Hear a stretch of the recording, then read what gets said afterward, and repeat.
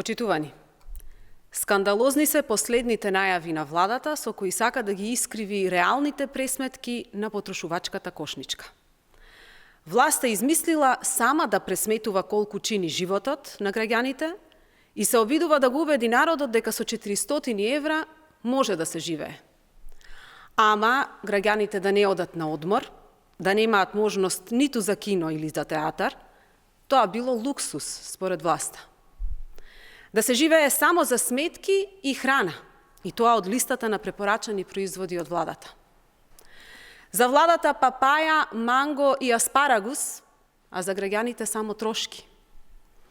За граѓаните да биде луксус одморот, а власта да изнајмува цели авиони на грбот на народот.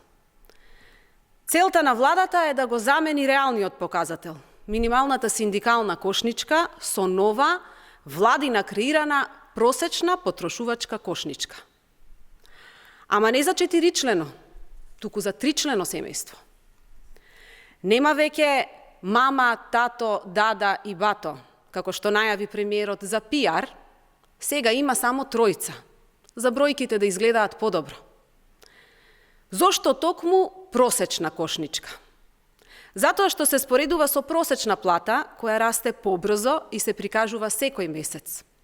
Минималната еднаш годишно. Така ќе покажуваат раст на стандард, но само на хартија. Не и за граѓаните со минимална плата. Новата просечна кошничка ќе ги игнорира реалните трошоци. Ќе се сведува само на храна и сметки, без никаква рекреација, култура или достоинствен живот. Она што го содржеше синдикалната кошничка, како минимум за живот, веќе ќе го нема.